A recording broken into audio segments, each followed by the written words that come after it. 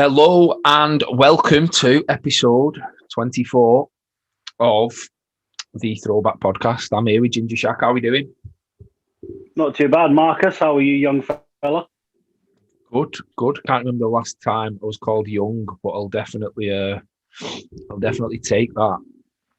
You said you got called young the other night when you went on that Tinder date to the care home.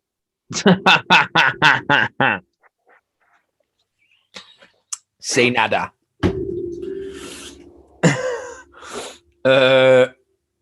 Yeah.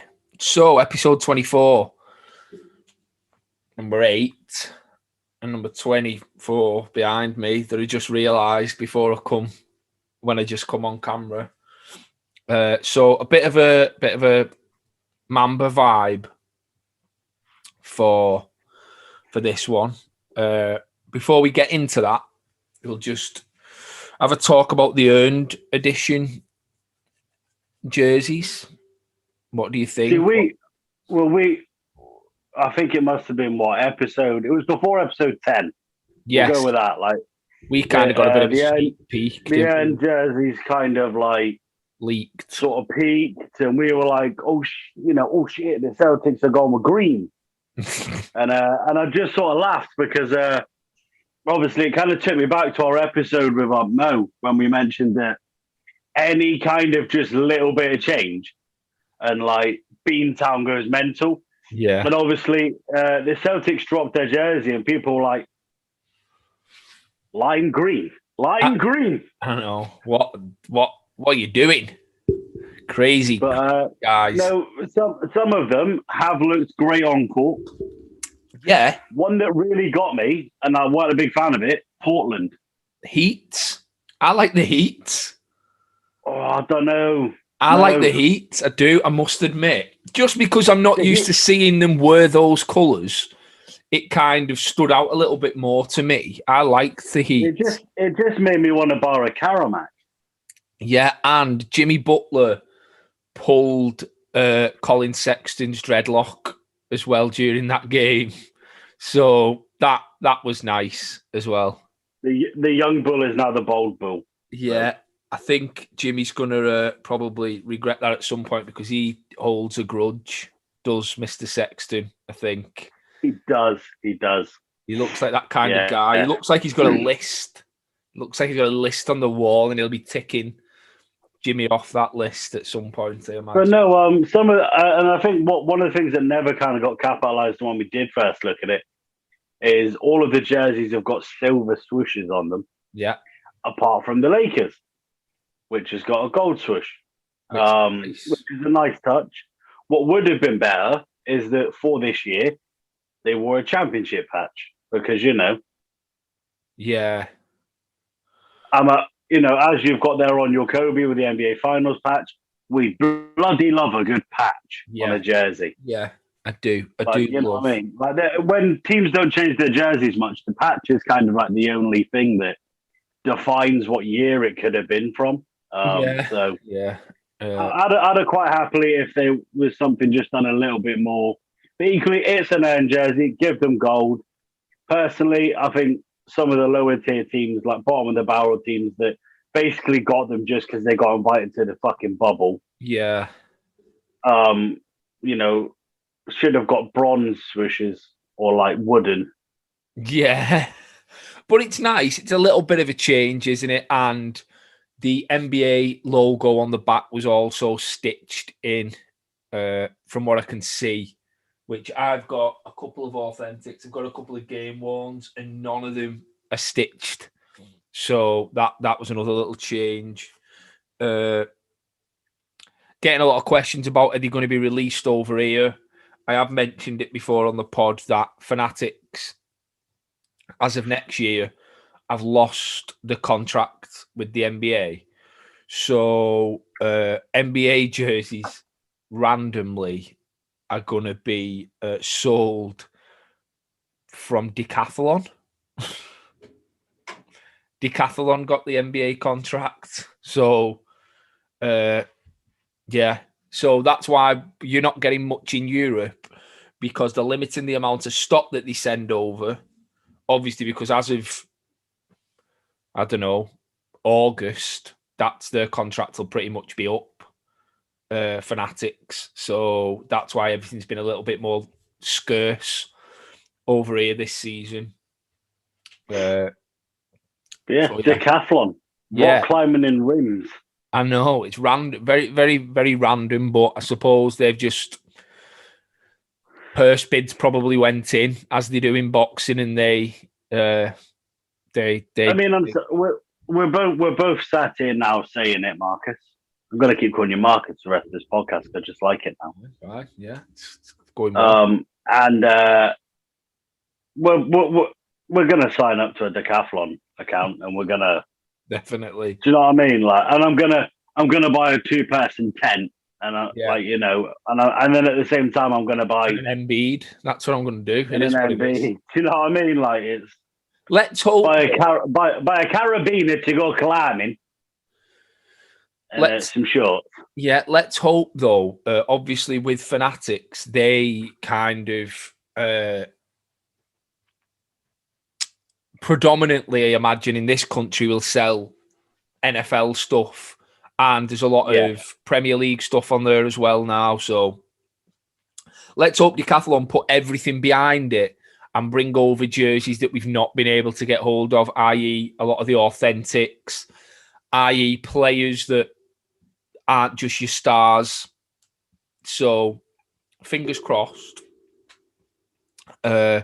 It's a good move for NBA fans, and they can get hold of what they want, really, because I think now a lot of the time players don't want the jersey of your LeBron James, your Joel Embiid.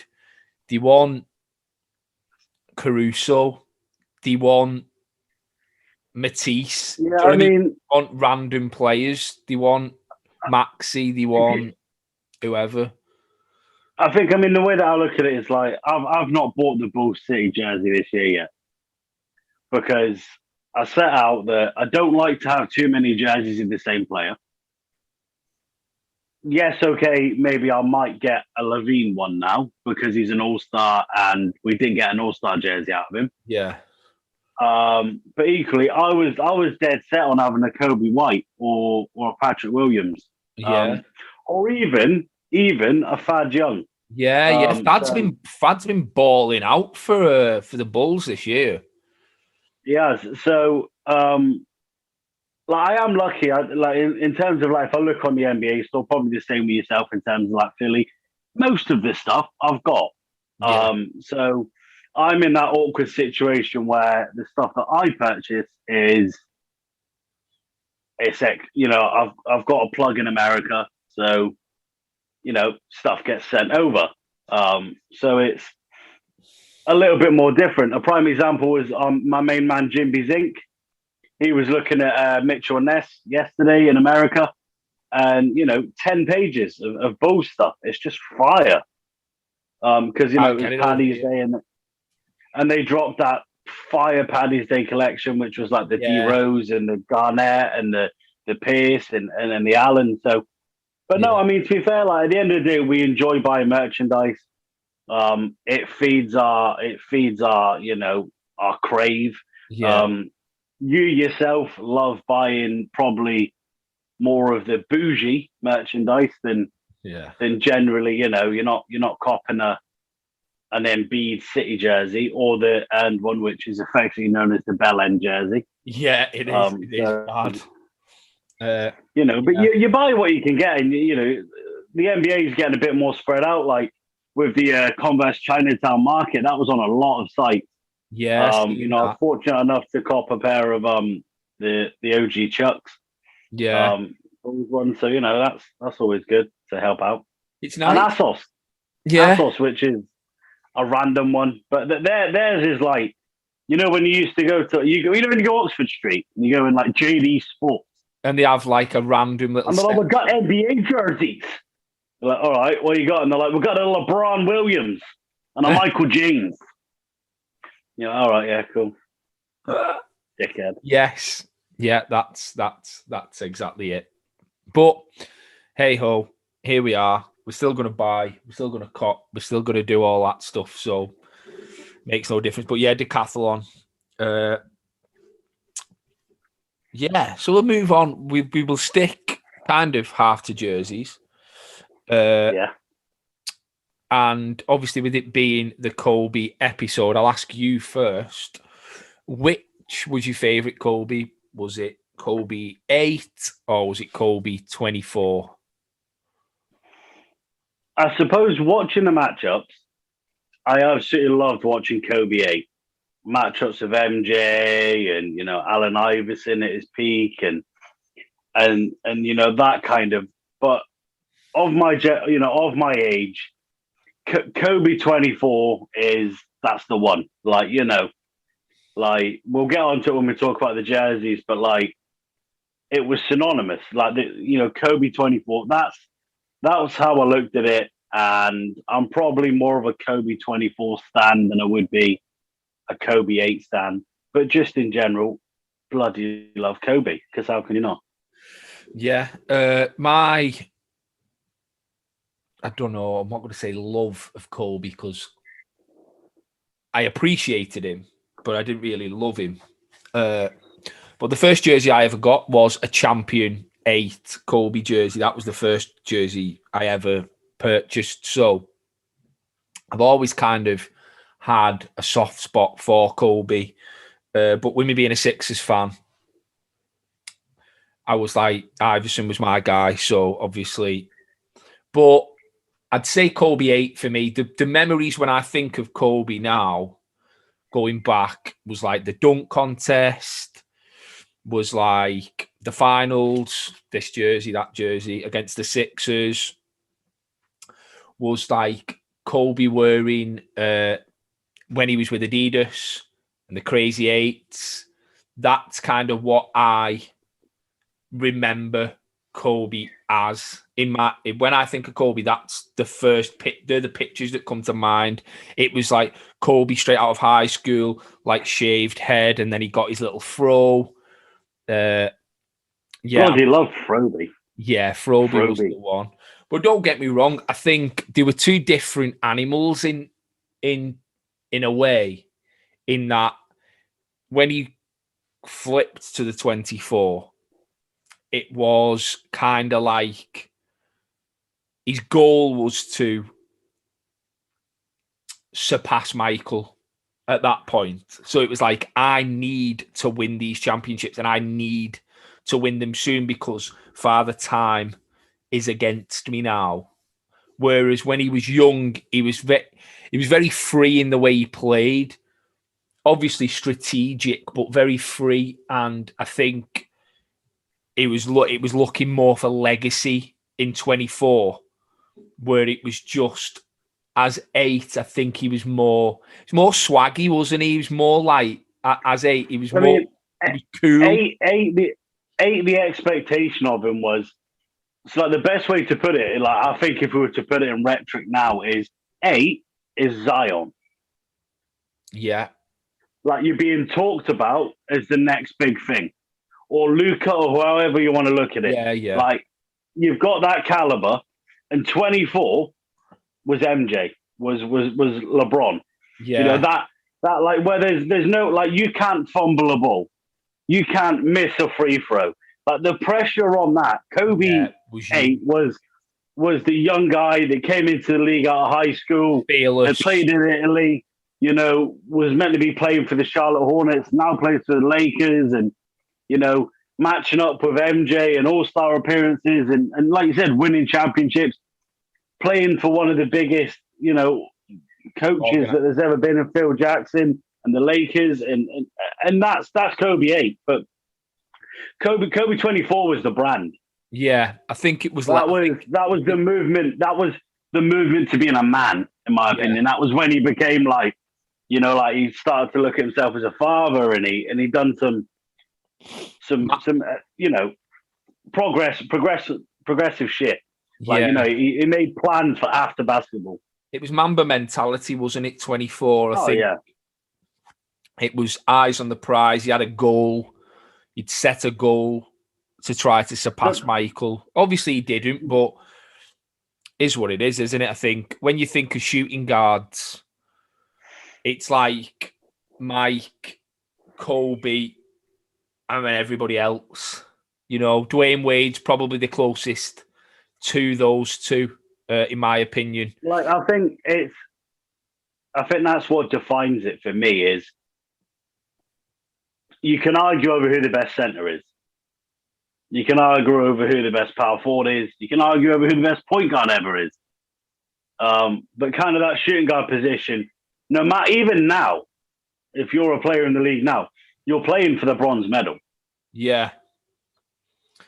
Like, the only way you could be bigger than MJ or Kobe is you go and win 10 championships, and you do it all for one franchise, and you make your own brand and become like the fucking king of the world. Like, the thing that ain't gonna happen.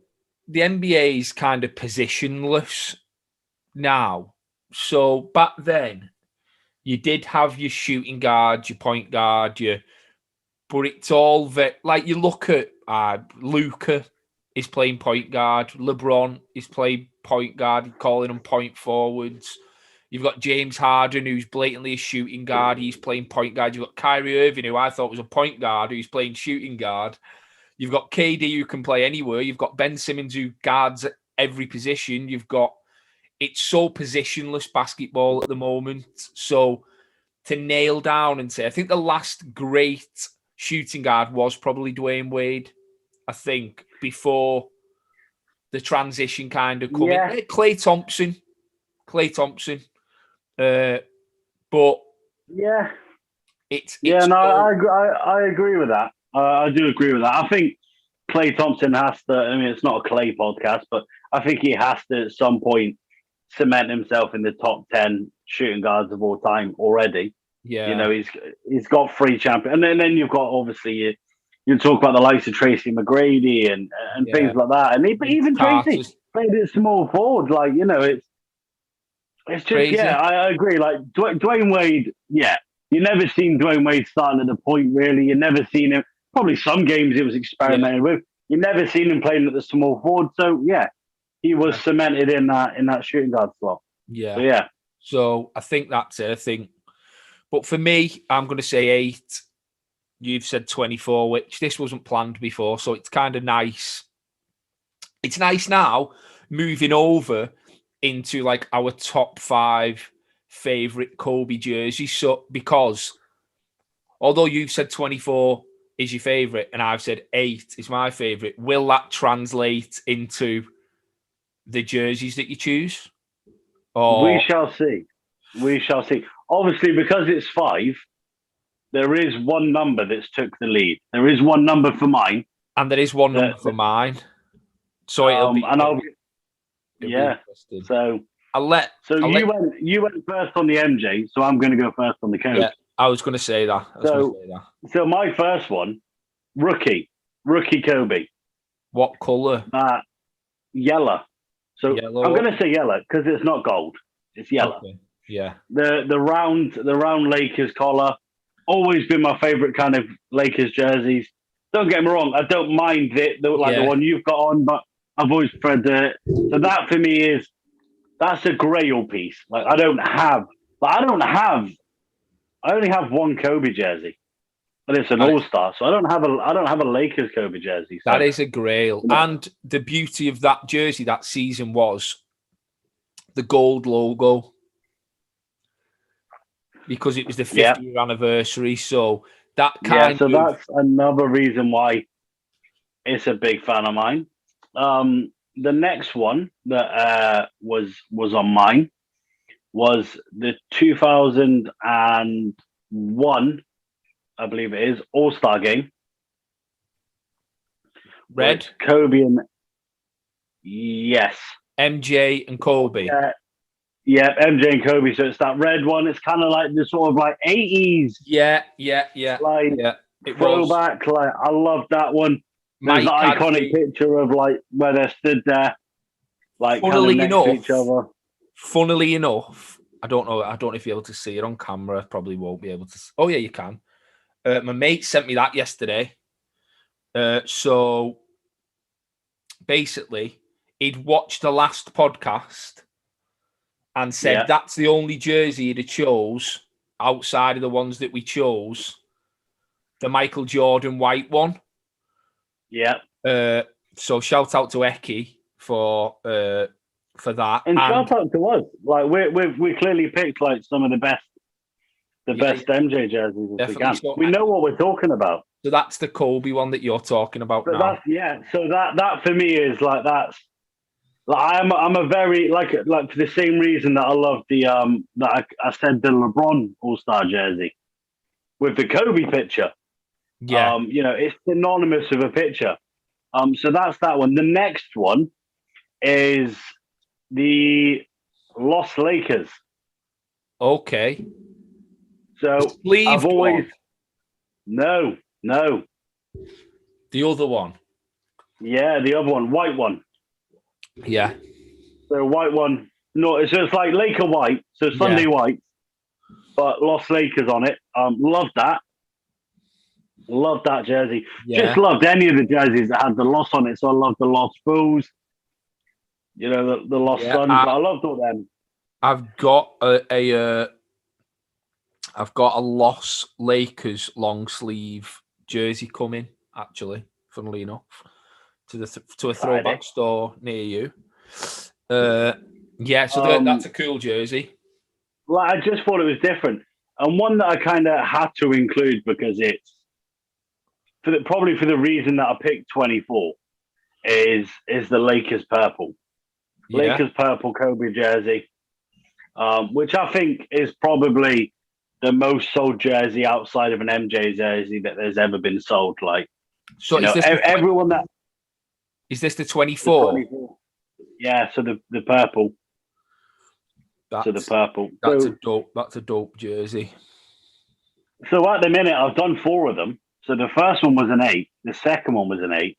The next one was a 24. The fourth one was a 24. And now we're on to the last one.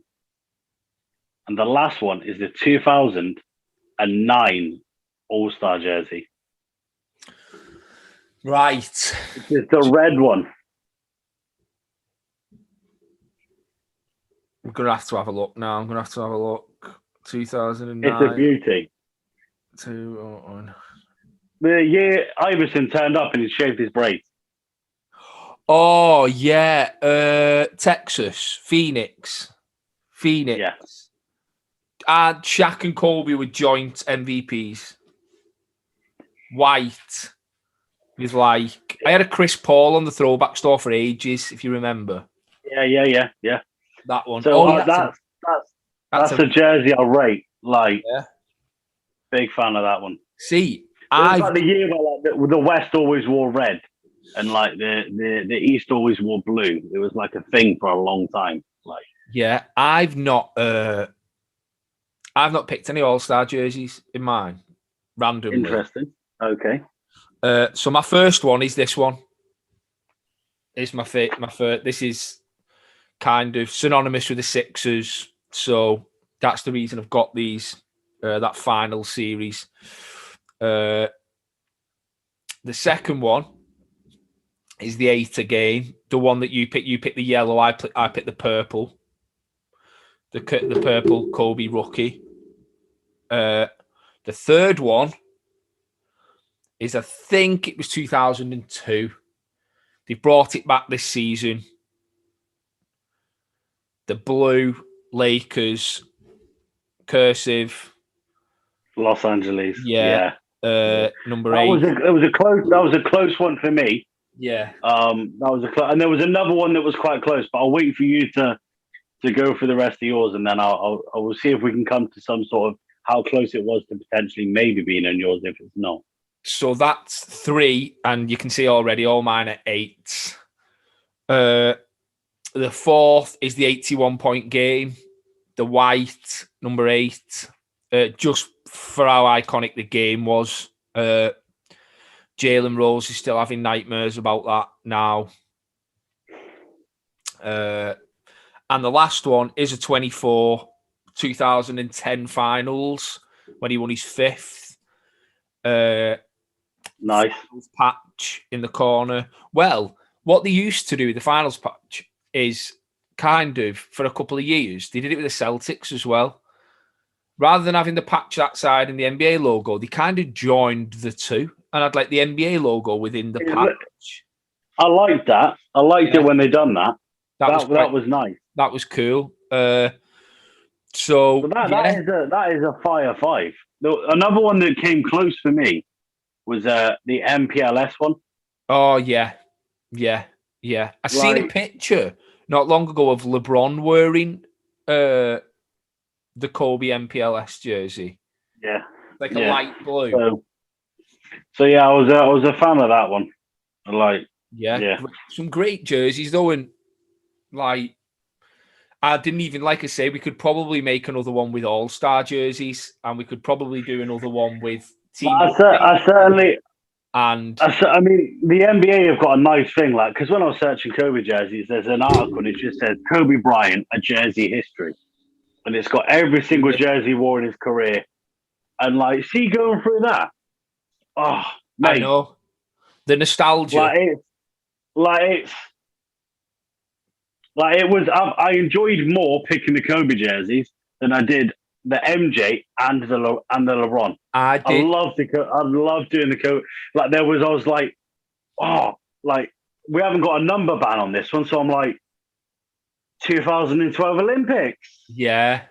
And I was like, oh, they played Argentina in an exhibition game and wore Dream Team jerseys with the CD on it for Chuck Daly. I was like, oh man, like I could have and there was the black Hollywood Knights.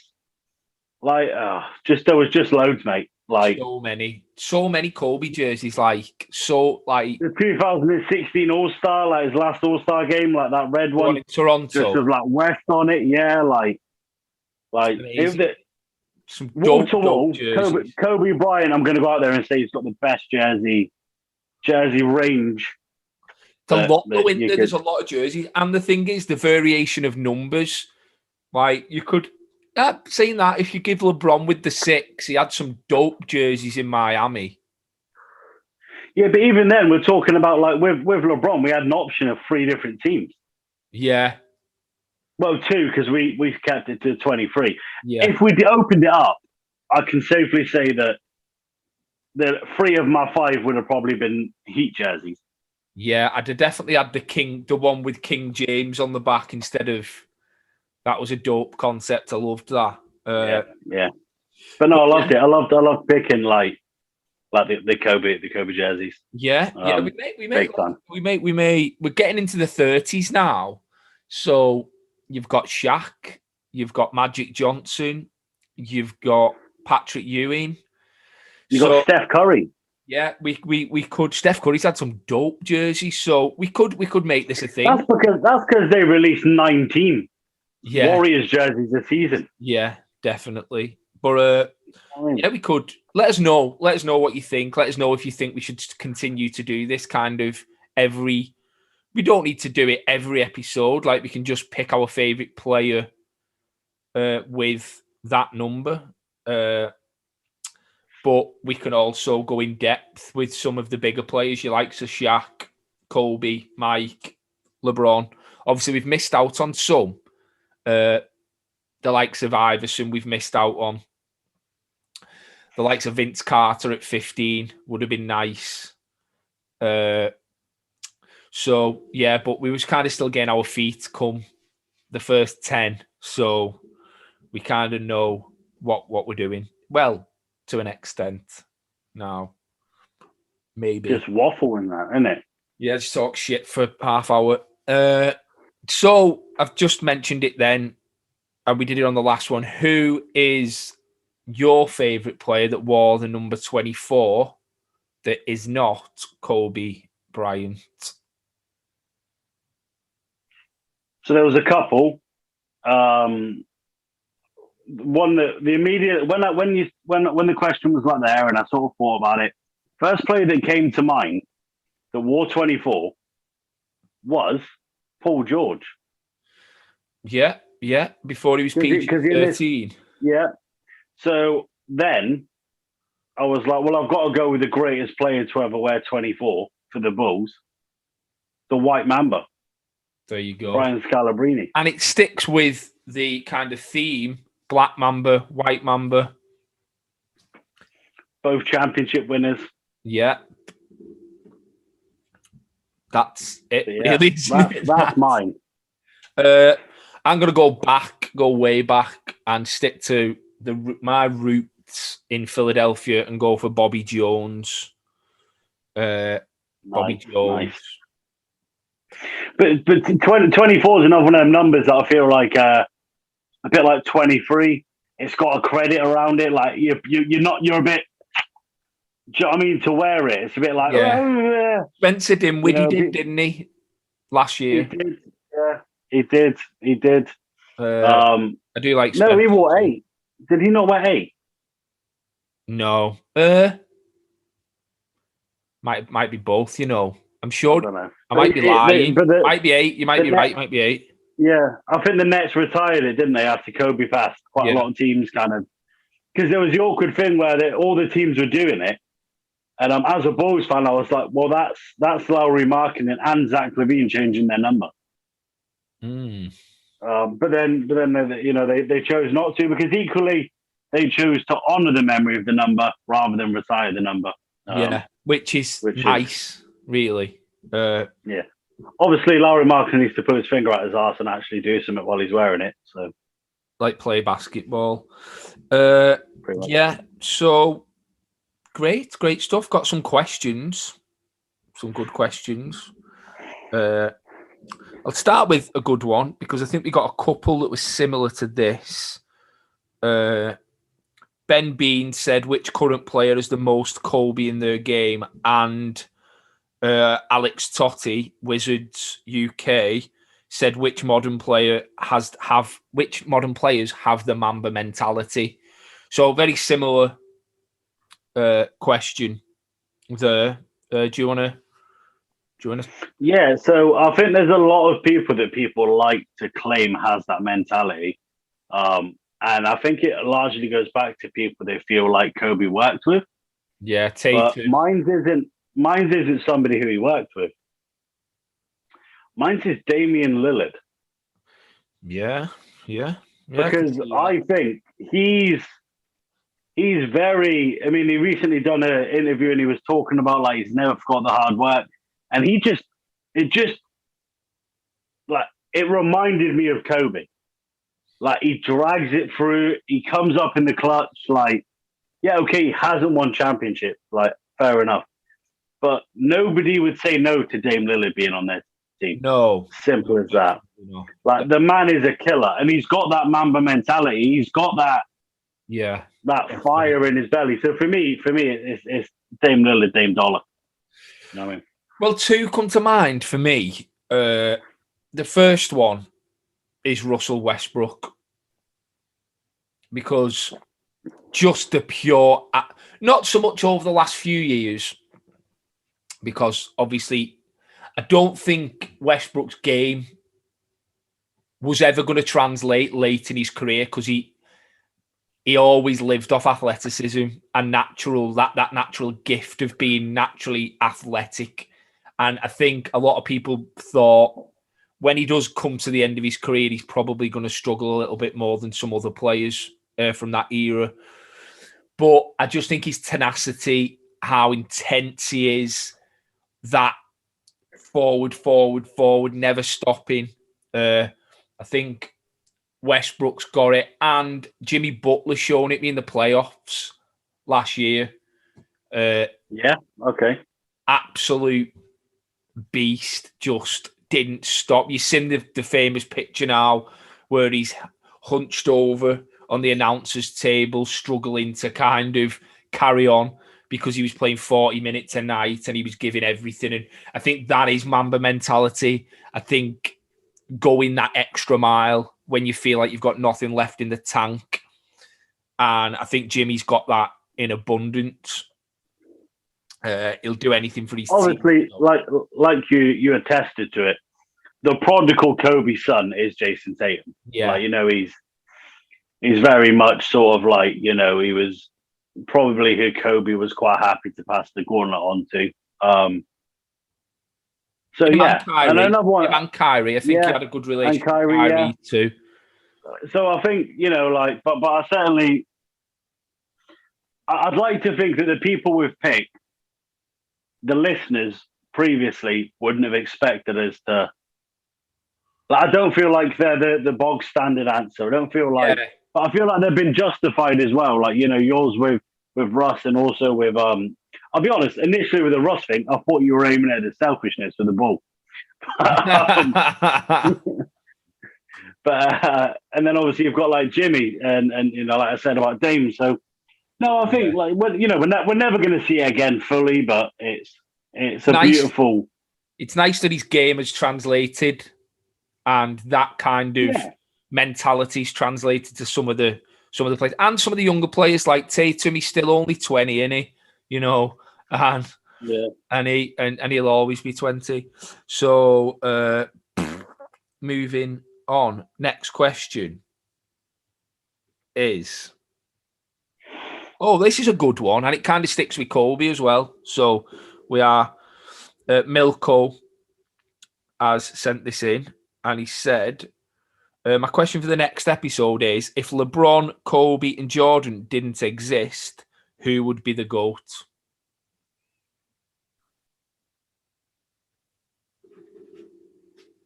Magic Johnson? Stephen Curry. Do you think so? Or Allen Iverson. Okay. Yeah, I can see that. No, I see where you're going. No, I see where you're going with that, and I didn't look at it like that. How you've looked at that question, you've took that question completely different to how I have. So you've took it as what would have happened if they weren't there. I took it as a different way. So I was looking back. You was looking forward. You've gone. I was to an extent, but I was also looking at. So Michael Jordan changed the game. Kobe changed the game. LeBron changed the game. Allen Iverson changed the game, and so did Steph Curry. Yeah. You know, like no matter what you say now, like any team, if they could draft a carbon copy of Steph Curry, they would want it. Yeah. You know, elite ball handling, fantastic basketball IQ, and can probably throw a basketball through a hoop while having a piss on the back of a donkey. Yeah. I totally agree. Know, like, I just absolute dead shot. So I was looking back. So if they weren't around, I'd be looking at Magic Johnson, Kareem Abdul-Jabbar, Wilt Chamberlain. But you've gone, well, if Jordan wasn't around, you'd have maybe, I don't know, maybe Isaiah Thomas is the GOAT. Maybe Patrick Ewing is the GOAT, you know? I mean, he's not even the GOAT in MSG in a minute, is he? So, I know, he can't even get in. Can't even get in. Shout out to him. I do love while we're on the topic of Ewing, do love the beautiful sentiment of him winning a title with not you know, the March Madness or NCAA, but he won some silverware with Georgetown as the coach after being a player with Georgetown and losing his championship game to Michael Jordan. Yeah. So yeah, I like the way. So I'd probably say, do you know what? Steph Curry's a shout because you just don't know. Steph Curry could, because if you look at Allen Iverson, right, and particularly, so you look at Iverson and you take away Kobe. So Iverson's probably the only one that I've mentioned that's played with all three of them players. Yeah. Like in terms of like in the league. So Iverson, the jersey you're wearing now wouldn't exist because the Sixers would have won the chip. Possibly, that have then battled on, probably won it again. Yeah, maybe. Cleveland equally wouldn't have been a dominant force. Philly, dynasty. Yeah. You know, you look at Steph Curry, they wouldn't have lost that championship to the Cavs. They would have won it. They'd have done a three-peat. I know there was nobody else on the East too. You know, they probably would have still gone on a tear. And then the Lakers probably wouldn't have won it last year. Yeah. You know, so that's kind of like what I think is interesting about yours is all players that, okay, Magic Johnson and MJ played in the league together, but none of these players touched each other. They were nowhere near, Magic Johnson was retiring when Allen Iverson was still in high school, and LeBron James was I think he was probably 6 or something, like mad, like So in the grand scheme of things, I think I want to know who other people think, man. Yeah, like, I know. think that's a question. Really good question. Really, really good question. But I'll just stick with Magic Johnson just because I love Magic. So yeah, I'll cement my belief on Steph Curry. Okay, I like that though. I like that you're going down on that one.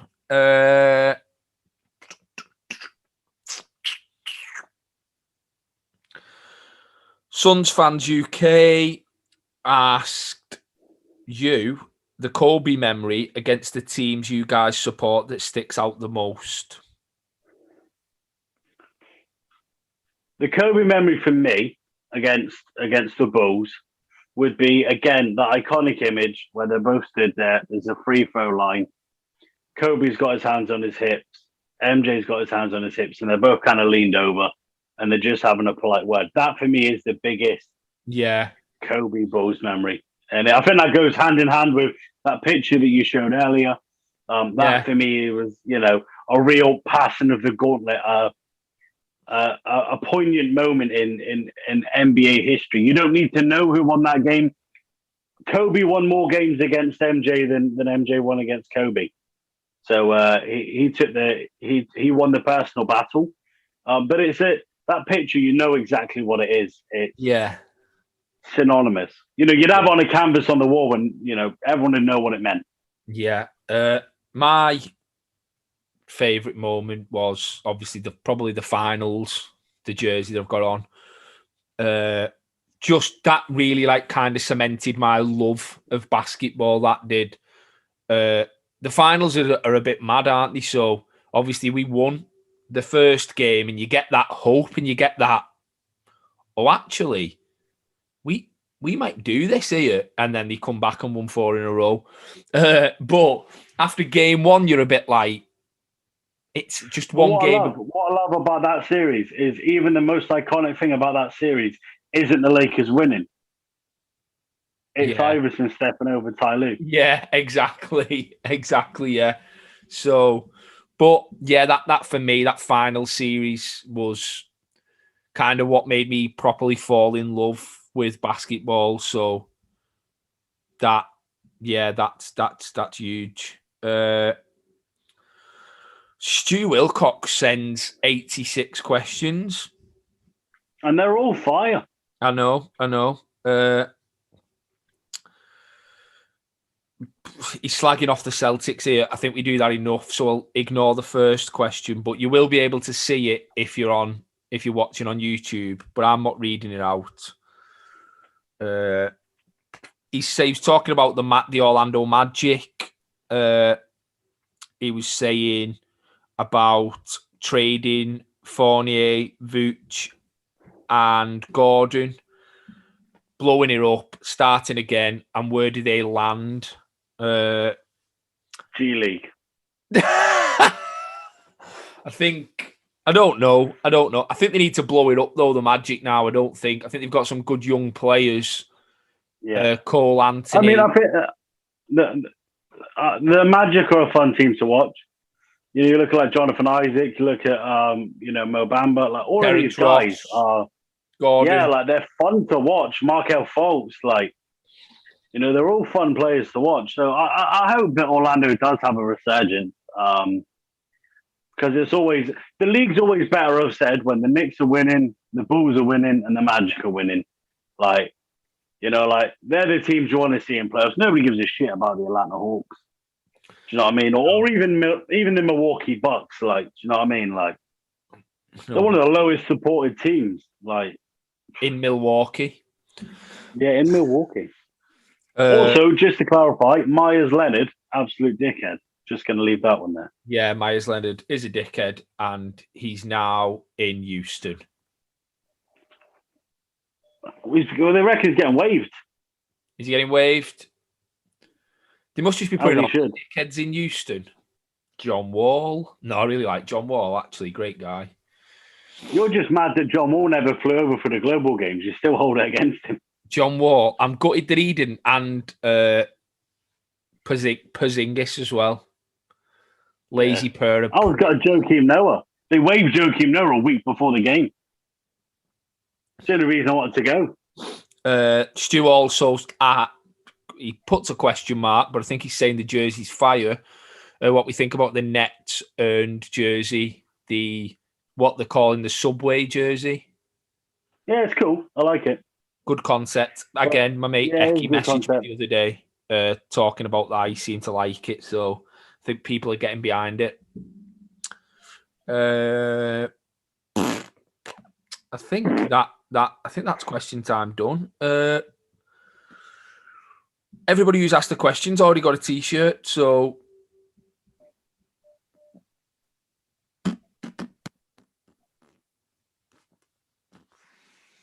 there we are. I did get one other question, but I only got it like half an hour before we started the pod, and it was just a bit difficult. Hit me. It was from Kieran Lynch, favorite Kobe shoes. Top 3. Oh, I like that. So mine are Kobe 1, like the Protro. Yeah. The Kobe 5. Yeah. And the Kobe AD. So it wasn't a shoe particularly wore. It was more of a lifestyle model, but I love the Kobe AD. A lot of players played them.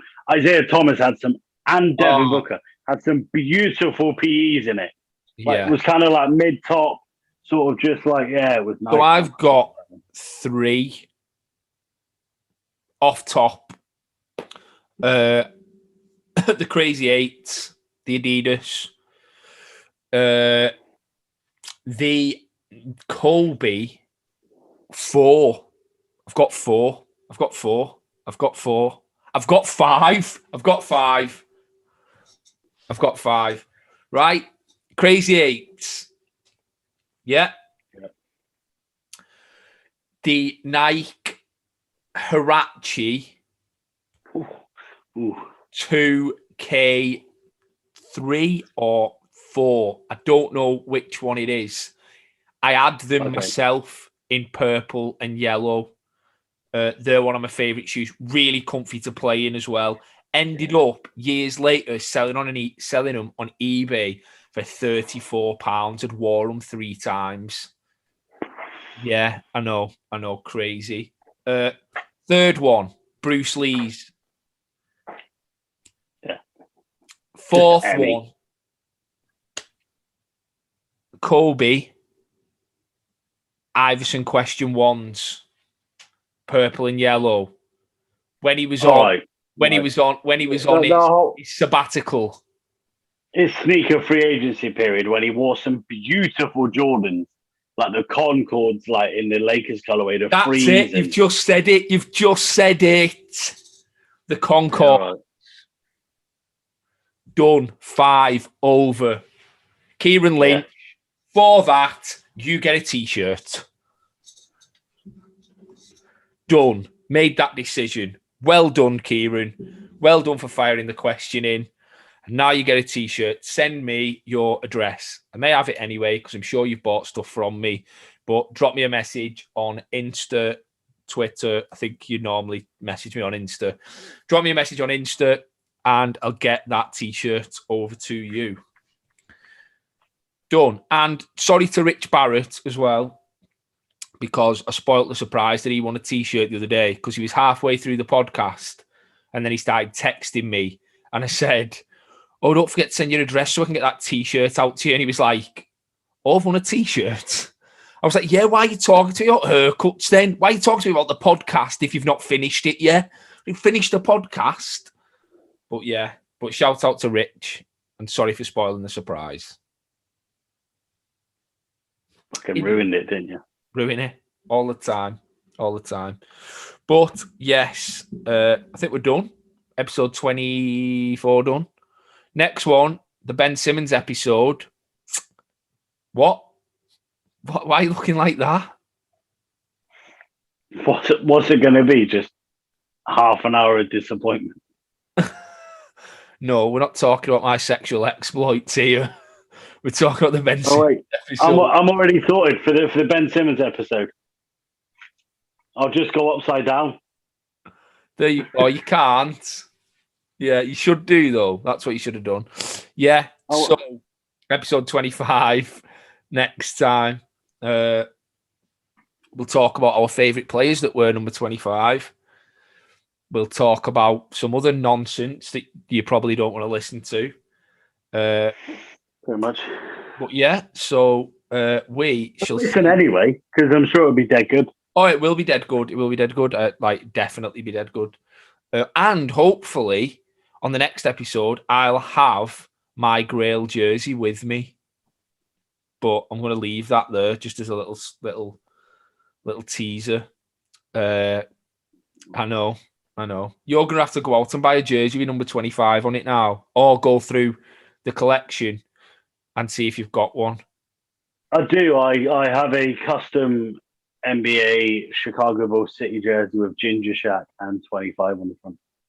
There you go. You're already better than Ben Simmons. Right. We will see you on the next episode. Peace.